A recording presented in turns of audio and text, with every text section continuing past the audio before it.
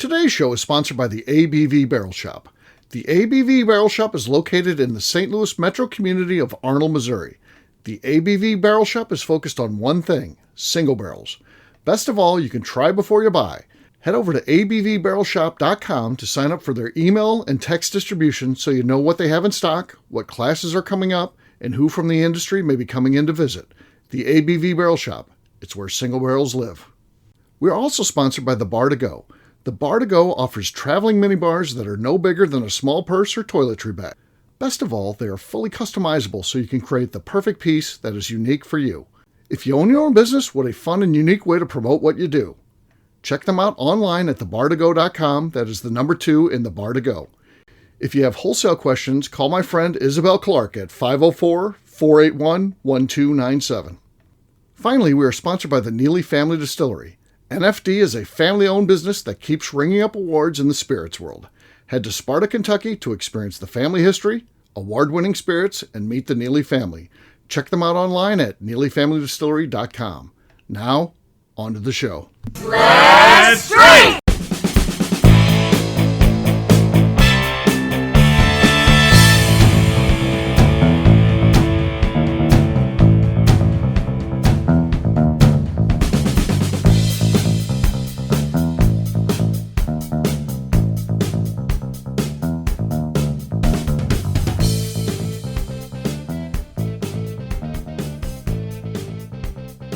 Welcome to the Bourbon Daily, the podcast about everything bourbon delivered to you every day of the week. Today on the show, we discuss what pieces of bourbon memorabilia we would want if we were put in charge of curating a bourbon exhibit for the Smithsonian. My name is McNew. Please join me in welcoming my co-host, Steve Akeley, along with our special guests, Miss Beka Sue, Kathy Cool, Katie Joyce, and Ryan Thompson. Hey, gang, what's up? Hey, guys. Oh, hello. Hey-oh. So, yeah, we've got a great show today. We're going to be talking about the Smithsonian.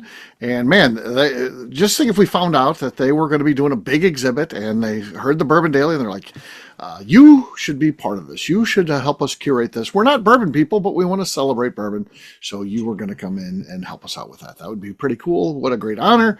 And we're going to talk about that today. What should go in there? We'll get to that after the break, though. For right now, McNew said there's something she wanted to talk about. What is that, McNew? Yeah, so yesterday I had an impromptu garage sale at my house. Just like stuff that we wanted to get rid of, but didn't necessarily... Like a pop quiz. Didn't want to necessarily give away. But we had Nerf guns. And then my neighbors came over, the adult neighbors, and we had a Nerf gun war in my front yard. All adults, no alcohol involved. Amazing. And it was so fun, and I felt like a kid. So I wanted to know, what was the last time you felt like a whole kid, like no alcohol involved? Because, like, you know, if you start drinking, you do dumb shit. But this was just, we were all sober people having a Nerf gun war in a cul-de-sac. Like, it was Feeling fun. like a kid. Yeah. So was it the original Nerf darts, or did you get the ones that are the Nerf ball, like the Nerf pellets now, the Nerf balls? We had the balls and the darts. We had both. Mm-hmm. Yeah, McNew, I can follow this up. Just recently, I was at a friend's kid's birthday party. They had a little cabin and I don't know, whatever. Anyways, there were just a couple of us. I show up with some Nerf guns because I'm giving my buddy that's turning 50 some Nerf guns. So me and the whole family can all run around the house shooting each other. And we were dead sober and did the exact same thing. So I'm right there with you. We had a blast. It was so fun. The best part is when Ryan plays, he doesn't actually fire the gun. There's a guy that goes with him, his quote-unquote bodyguard. Ryan just runs. So, yeah. No, Ryan fires it, but he has people diving in front of him. If anyone shoots at him, taking the bullets for him.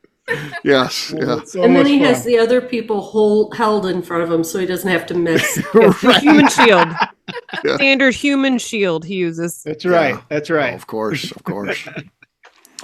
The thing that brings me to being a kid, it's going to be bourbon related. It's just like just the other day I met Jimmy Russell again. I mean, it's not the first time I met him, but Jimmy Russell was in the gift shop. I'm 12 years old when I'm standing in front of Jimmy Russell. I don't know anything. I'm not going to try to out bourbon Jimmy Russell. I'm just in awe, asking him questions.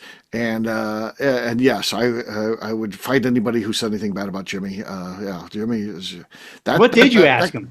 I just talked about bourbon and some of my favorite ones, and then I was getting a hat, so he started talking to me about that. I was actually putting it on display at the barrel shop, but he started telling me about the hat because it's a leather hat, and he was saying, it's going to wear because you're going to grab it right here. As I show the crew here, I'm pulling right in the center of the upper crown, and but he's like, hey, if you want to keep that preserved because it's going to wear there, he's like, just grab it from different places as you take it off and stuff like that. So nice. I love that. Good tip. Yeah. So he was giving me tips about headwear. So yes, and then asked me where I was going next, and he's like, "Oh, you're going to have to get out of here." That was because Four Roses was getting ready to close. So yeah, he gave me advice. Yeah, that's great. Love it. That is. And a polite push out the door. He did. Get out in front of me. You better go. He's like, you better go. That's the most get out of here thing ever. Aren't you running a little late? Right. I checked the clock. Actually, it's like there's like 4 hours until they close, and they're like 2 miles away. So yeah, nicely kicking you out.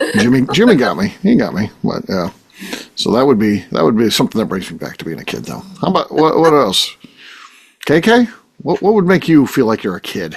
Well, going to spring training was always fun. We would stand as close as we could to the field and yell at like Bob Gibson, Mr. Gibson, Mr. Gibson. And then he'd turn around and look at us. You just stare. We'd just go, hi.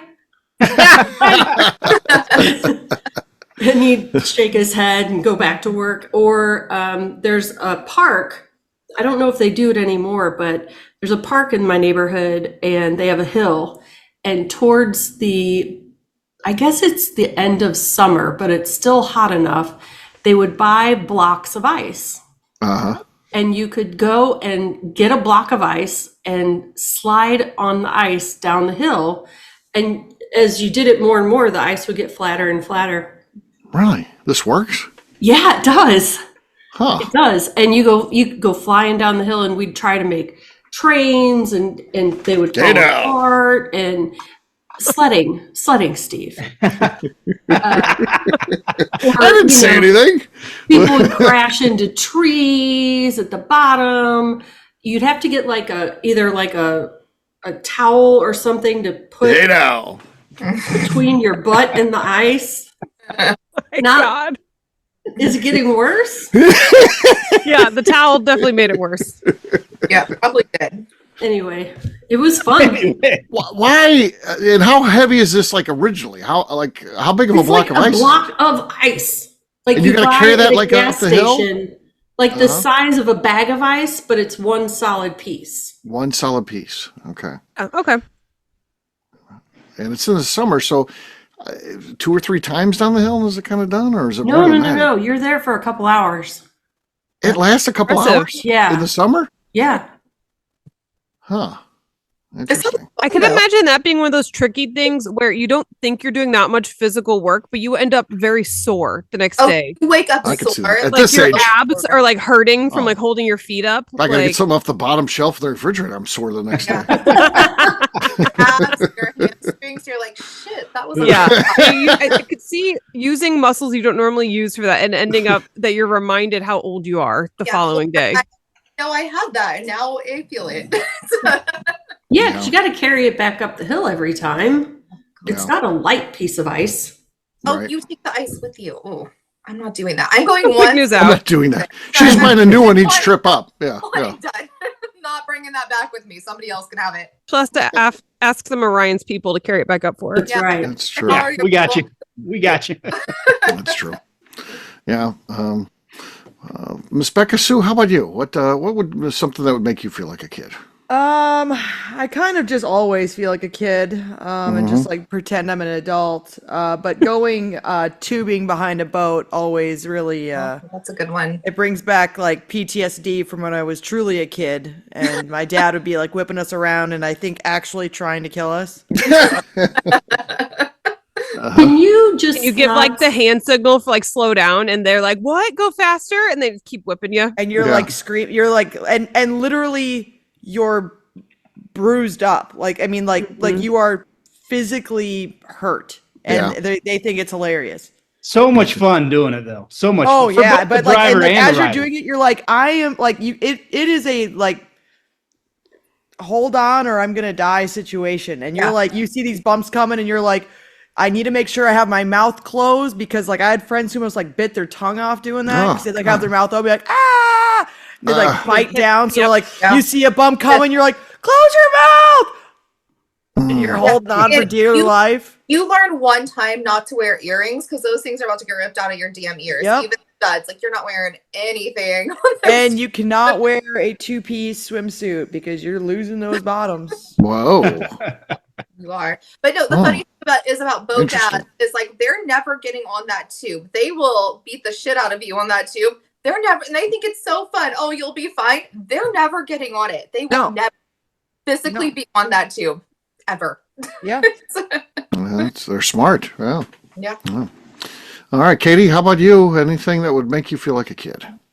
A few. So recently at a charity auction, they had these little laser tag guns, and of course, I purchased them.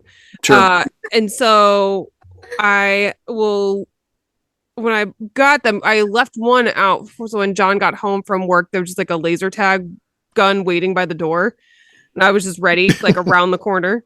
So that was fun.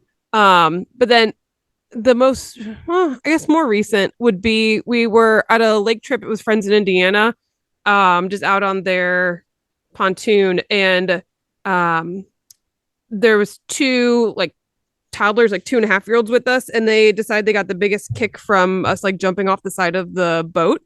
And the one, he speaks English, but also Portuguese. And so we started yelling, he was yelling jump in Portuguese. I think it was salta. And so it became this whole thing of the whole group was yelling like salta, salta, just like, and we're just jumping, like we're just like flopping off the side of this pontoon into the water. But it ended up just being so innocent and fun. And okay, who going next? And getting up the ladder and just jumping back off into the lake. That it can be the simplest things. So It can be. Yeah. Yeah. There you go. Just things want to cheer you on in any language. Yeah. So there you go. There's some things that bring us back to our childhoods, and this does not because it's time to drink.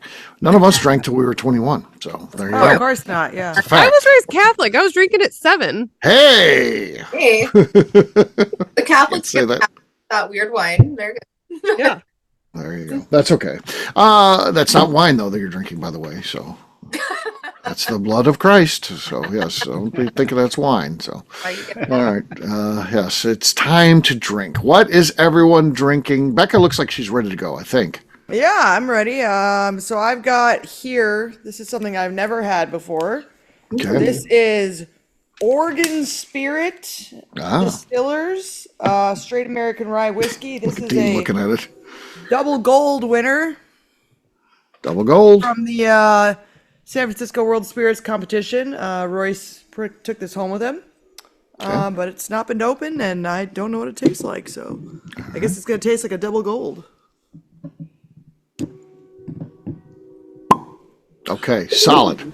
Solid. That's going to be tough to beat. Stuck the landing as well. No desk slams or sloshing or anything like that. Ryan, let's see what you got. I'm sure Ryan will quickly grab this. Yeah, absolutely right. Just going with the old Basil Hayden here tonight. Oh, okay. Let's see what we got here. It was audible. It was audible. It was Thank audible. you. It was audible. It was not enough to take out Miss Beka Sue, though. So Katie's next. I have 10th Mountain American Single Malt. Okay. Ew. Oh, That was good. Oh. Wow. that was very good. Definitely significant slosh, though. I heard there was quite a bit of slosh I'm on going to that. say Becca still got the lead. She nailed it. So all right. Katie, you got my vote. Gosh. All right, McNew's next. So we are recording Halloween week, so I brought out some spooky-ish bottles. I have Filmland Spirits Moonlight Mayhem with the werewolves. Okay. No, nothing going on there. It was Wow. very There's Ryan Thompson-y. It was. It's Wow. Right. All right, KK. I've got the Old Pepper Distillery Rye Single Barrel. The All-Star pick. Solid. Not quite as good as Becca still. So that's still out there. I came Becca was to part of win. that pick, by the way. She was part of that pick. I've got the Oxmoor, a special release from the historic Oxmoor in Louisville, Kentucky. Let's see what we got here. It was decent, but Sloshy. definite slosh. Bad form. It still would have won anyway. Eliminate the slosh, I still lose. Beka wins. So cheers to Beka. Cheers, guys. KK, is that a chalice you're drinking? Or Katie, is that a chalice you're drinking out of? What do you got there? Tua glass. Tuath. It's from. This is a Whiskey Wednesdays one, but it's this one's called the Darkness. The Black. darkness. That. Okay. That's cool. Extra fancy. Pinky's up. Yeah. All right, we'll take a quick break, and then when we come back, we're going to be talking about the Smithsonian. What would go in an exhibit that could be viewed by millions? We'll do that in just a few.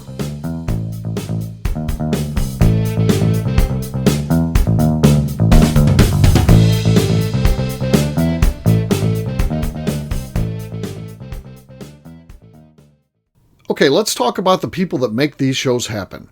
First up is the Stave and Thief Society. Via their in-person class at Moonshine University in Louisville, Kentucky, the Stave and Thief Society is the place where you, a bourbon enthusiast, can expand your knowledge and emerge an executive bourbon steward. In 2017, I completed my executive bourbon steward certification. It's the most comprehensive bourbon certification available and connects you with an expansive network of bourbon enthusiasts and professionals. Check out the full listing of in-person and online certifications and join the society today by enrolling at staveandthief.com. Speaking of executive bourbon steward certification, the ABV Barrel Shop in St. Louis, Missouri has developed a unique partnership with the Stave and Thief Society to offer a preparatory class to assist you in getting your executive bourbon steward certification. This prep class costs only $25 and is available to take live or online via Zoom. Graduates of our class receive a coupon code good for 15% off your executive bourbon steward certification held in Louisville, Kentucky. This saves you almost $90. Additionally, you can collaborate with fellow attendees to split travel costs when you go to Louisville. If you're interested in signing up for the class, simply head over to abvbarrelshop.com and check out the classes and events page. Last but not least, we are sponsored by Neely Family Distillery. Royce Neely is the 11th generation distiller in one of America's oldest distilling families. A visit to Neely Family Distillery takes you through family history, where you can see all the artifacts and newspaper clippings through the years from this family that started distilling in America after James Neely arrived from Northern Ireland in 1740. Today, Royce Neely and his team are crafting some of the best spirits in America. Their bourbon and absinthe offerings keep winning top honors in spirits competitions. Recently, their absinthe made history as the first platinum winner in the absinthe category at the San Francisco Spirits Competition. Neely Family Distillery is definitely a bucket list destination if you are a bourbon fan. Learn more about their spirit offerings, visiting their facility, and the awards they have collected over at NeelyFamilyDistillery.com. And now, back to the show.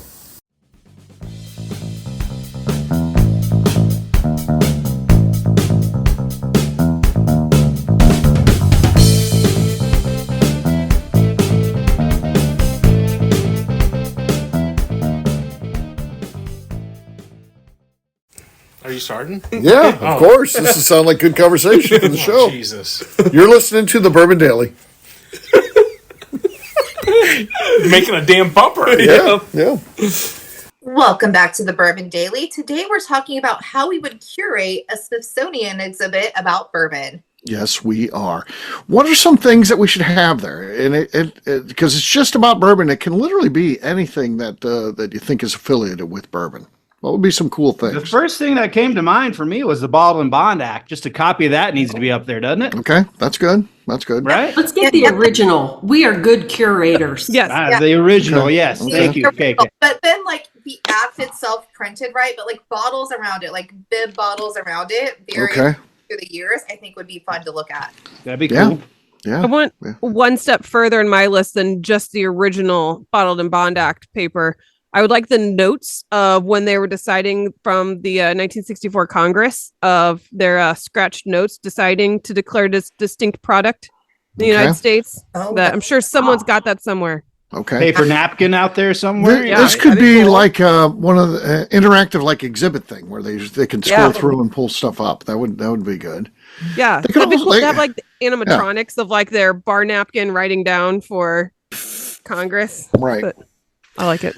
Another thing that could be kind of interesting would be a map. Again, same type of thing, interactive touchscreen type of thing. But you pull up a map of pre-Prohibition distilleries, and then now map of today. And everybody would assume that today it's just dwarfing anything in the past.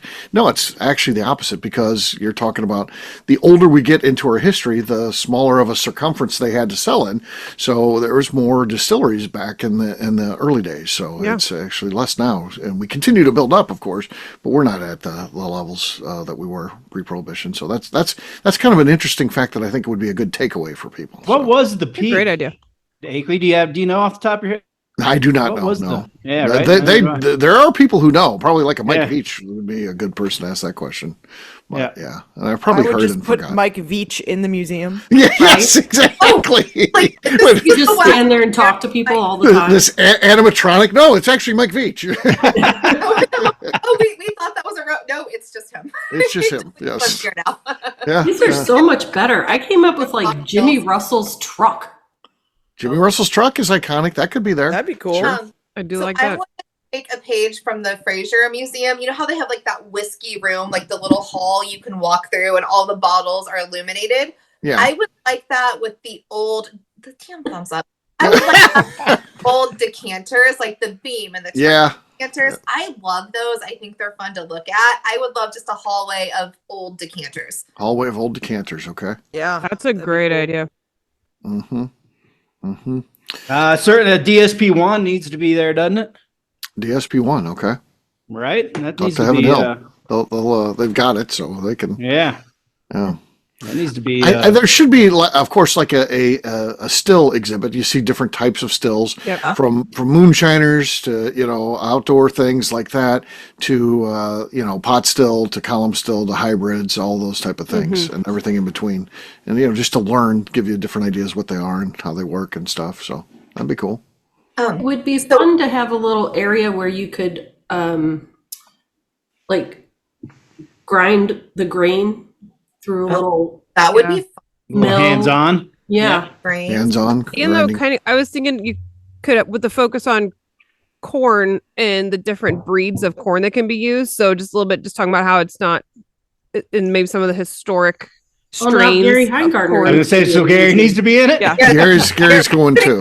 Gary, bring his corn collection. Yeah. I like the idea. So I like museums that start like, we started in like the 1700s, whatever, and they work their way through history. In modern times, I would like to see like, maybe it's just like a headphone you pick up and you're like, this is like the best bourbon podcast in the world. And you get like the Bourbon Daily, or you get like Fred. McNew's in the Smithsonian at this point. Oh God. Because okay, but when they leave the museum, there needs to be a recording of Steve Agley saying, "Great job today, folks. Good job today, gang." So, but you know what I mean? Because as time progressed, bourbon media became a thing, and probably the last 5 to 10 years. If we did a timeline of bourbon media, the last 10 years needs to be a thing people experience. So either you put on headphones or you hear it while you're walking through. I think that would be really neat. Yeah, we just donate episode 529. They play that on the loop. Yeah, that'd be nice. Oh no, that'd be good. A good representation. That has nothing to do with bourbon, anyways. Winkle's in there. He's in there. Yeah, yes. That's some good work. That was a fan favorite, but not good work. I think I want one room of all the bottles that go for the highest secondary market just being dumped out into this bourbon river. People walk into it. Do you know what that makes me think of? Have you guys seen that robot that spills its own fluid out? And yes. It's sad. It's an art piece. That robot that bourbon, allocated. Yeah. Just Blanton's bottles, some Lot B, just everything just dumping out. Dumped out. That robot has to clean it. Perfect. Yeah. One of the things I'd like to see is an exhibit. And again, this could be a touchscreen thing, and where you're wearing headphones and that. But it would just be all the great living greats, and just telling a little bit about bourbon and a little bit about their work history. And so it's just a station where you could pull up Jimmy Russell. No, and he it needs to be animatronic. Yeah. I think old school animatronic for sure. The Hall of Bourbon. The Hall of Bourbon. Yeah. Okay. Yeah.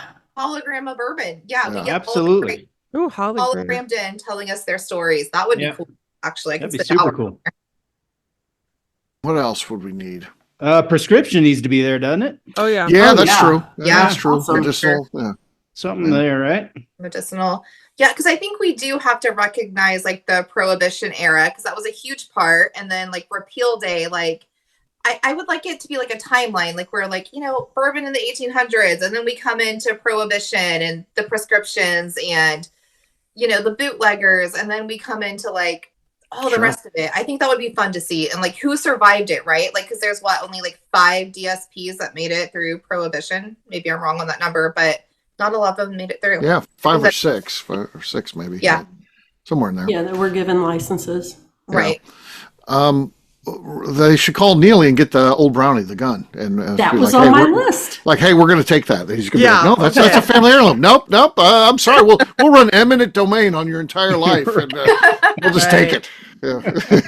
I would love to see someone try to take something and gun. Yeah, that gun still works. Just so you know. Noted. yeah, that would be something. Especially like just a family heirloom on one side, but the fact of trying to take a firearm from that family, I feel like it's just not gonna go over well. I think we're probably going to have to settle for a replica. Yeah. But don't you feel like this needs to be done? I mean, bourbon is so tied into America, and it flows with this country. The story of bourbon is the story of America. And, these artifacts, as we get further and further away from when bourbon started, there's just not anything there. It would be nice to have it in one place. Where people could go and see it and experience it, and I get it. There's probably not anything left from early days of Elijah Craig and Evan Williams and those guys, but maybe there's stuff out there that could be had, for the right place where people can see it. Family members get where they are willing to donate things if they know it's for a large audience, rather just sit in their house in a basement or something. Yeah, I feel like having something in the Smithsonian would be an honor. Like that's legit, right? Yeah. The Smithsonian's the real one. Yeah. I think the first room you need to pick which bourbon you're going to sip as you progress through out of like a soda fountain. And I'd get the season's pass at that point then. That'd be nice. And then another room that has like the advertisements, like the old ads. Old ads are great. Old labels. Yeah, old labels and old ads. That stuff just draws you in. You get lost in just looking at it. Yeah. Those are fun to look at. Mm-hmm. That would be cool. So I don't know. That's some good ideas. It's a solid foundation. I would love to. Oh, go ahead. Oh, sorry. I think it'd be overwhelming to try to do like a history of all the major distilleries, of trying to do like Jim Beam and Wild Turkey, but you could maybe have people choose a track of like, you can choose one of these, or like you draw a card at random, and now this next room you're going to get this one distillery, and then but they're all in timeline order together and how they're all different distilleries are progressing, so like a whole group would get kind of the mix of it. But I think if you try to do all the biggest major distilleries, it would be too overwhelming of information. Or, like those cool like video screen, or like the ones that like project stuff on the walls, like you're like walking through time and it like changes. Yeah. Mm-hmm. Yeah. Oh, like the like the Van Gogh and the Dolly. Yeah, I would sit there and watch that. Yeah. Some personal artifacts too. Is there anything anybody can think of, personal artifacts that would be important or cool to get?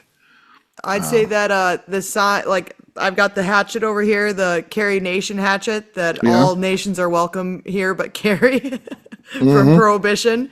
Mm-hmm. That'd be a cool. I mean, it's a personal thing to the bars, anyways, that were made. Right. That would be cool.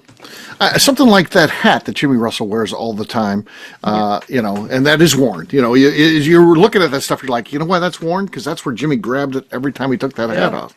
That kind of stuff is cool. I don't know what the oldest bottle of unopened bourbon is out there, but we could probably find something that has some age on it. Yeah, something like that. That would be cool. We cannot forget, if we're talking personal effects, the billionaire's monocle. The billionaire, yeah, clearly. And clearly, Take Steve Bailey's goggles. Steve Yes, of Bailey's course. goggles. They're going to want that. I know they're going to want that. So I'm kind of trying to keep them preserved. So I know that at some point they're going to come calling. It would be interesting to see what would happen if they were really doing this and it was going on like a permanent exhibit. It was a big thing for American history, and they called Royce and said, "Hey, let's have that gun. It's still owned by the family, but it's kind of like a permanent loan situation. Now, ultimately, you can get it if you need it. I think he might turn it loose for that. He might. Yeah, where he ultimately he still does own it and could get it back. It doesn't necessarily have to leave. They could set up an agreement where it's kind of permanent loan, though it can be revoked at the discretion of the Neely and their family. But yeah, I think for something like that, I think you probably would, because it's also great advertising. I mean, every person who walks through there, is seeing a personal effect from Neely, and the store leads to the story and all that. I think you'd probably end up doing it. Yeah, that'd be a tough one for him, though. Yeah, that's for sure. He'd say yes, and then come home and just be crying in his room and stuff. Just be so what have sad. I done? What have I done? Yeah. I mean, mistake. Yeah. Don't we need some items from George Washington? George somewhere? Washington would be good. Right? Yeah. Definitely need to. Steve Bayshore could probably hook us up with that. Yeah. Didn't was it Ulysses S. Grant who drank bourbon all the time? Like he Yeah. was half cocked all the time. Half cocked to Old Crow. So yeah, he loved his Old Crow. There could be a whole Old Crow exhibit. That brand has such great history, and the first true absolutely. brand. Yeah. And you know what? Beka Sue could be the animatronic at the front of it. Right. It'll just Yes. be me, actually, though. I'll just be standing there doing the robot. She's challenging people to play chess on an Old Crow chessman set. They're like, she doesn't even know how to play chess. Yeah. We have to do like a John Fitzgerald exhibit for larceny. Yeah. Oh, there you go. That John Fitzgerald. Yes. Yeah, that would work. Yeah. Yeah. So cool stuff. So yeah, I wish they would do something like that. Man, it would be popular. That's for sure. People would go and check it out. So I'm surprised that it hasn't happened. To your point. Yeah. Really should. Yeah. I mean, like, it's an American product. Why are they not like highlighting Yes. it? What works so well with this too is not only having it at the museum, but then you create the traveling exhibits that go around. Mm-hmm. Those things are great money makers, you know. Those are fun. So, yeah, They're yeah, fun, and they don't can even sit have to come to your city. Like, I did the King Tut thing, and it was in Columbus, Ohio, 2 hours from me, and I went to it. there. You were willing to go to it. I would do it for a bourbon thing too. Oh yeah, I would travel to go that. Say it was only coming to like Cincinnati. That was close to me. Hell yeah, I'd drive 5 hours to go check that out. I did that too for the Pompeii thing. Like, I'm clearly going to museums, so Okay. the mirror. Okay. So there you go. All right. On that note, we're going to wrap this one up as we always do by talking about where people can find us. Katie, we're going to start with you. Where can people find you? You can find me over on Instagram at KatieProof. Man, it's a pretty experienced crowd when Katie's the one that has to go first. So that's I really thought I came on after pretty Katie. well. Kathy, how about you? You can find me on Instagram at KKCastStrength. All right, we'll have to change that around then. Kathy has given up her spot there. All right, Ryan, how about you? Across all socials at 10th MTN Whiskey, and our website's 10thwhiskey.com. That's 10th, whiskey with an E. Miss Beka Sue. You can find me on Twitter and on Instagram at Miss Beka Sue, 1K, no C's. All right, McNew. I'm on Instagram at McNew ABV. All right, for me, I'm an easy guy to find. I'm at Steve Akeley, Twitter, Instagram, or Facebook. I've got a website, steveakeley.com. We've also got a company website. That thing's going to be abvnetwork.com. Check it out. Everything that we do is out there. Previous shows, blogs, so much more. abvnetwork.com. Come by and see me, the ABV Barrel Shop, the place where you can try before you buy. We've always got cool things going on. You never know what's happening. Bourbon celebrities galore. Maybe Miss Beka Sue's working. Anything's possible. Check us out online, abvbarrelshop.com. McNew, anything else to say before we get out of here? I'd like to remind the audience to please give us a 5-star review. That includes comments. It helps new people find the show, which is very important to us. And if you like what we're doing, we ask that you please visit our Patreon page at patreon.com/the ABV Network. Great job today, gang. Fartins, we'll have a brand new show for you tomorrow. Looking forward to that. Until then, take care, everybody. See ya. Bye. Bye-bye. You guys. Peace.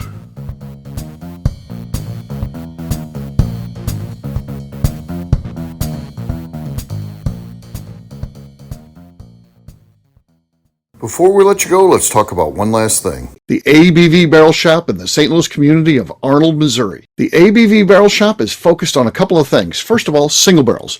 We are the place where single barrels live. We go to distilleries, taste through the whiskey, select the best barrel, and have it shipped to our store where we present it to you, our customers, by allowing you to try before you buy. We're also known for the classes that we have in our education center in the store, as well as the events we have with industry professionals from the bourbon business.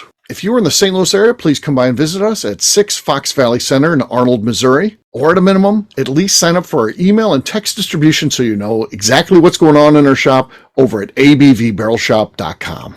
This is Steve Akeley, owner of the ABV Network, signing off. We thank you for listening to our programming and truly appreciate your support. The Bourbon Daily is part of the ABV Network. For more information or to become a sponsor, please visit abvnetwork.com. Thanks for listening and cheers. This has been a Steve Akeley production.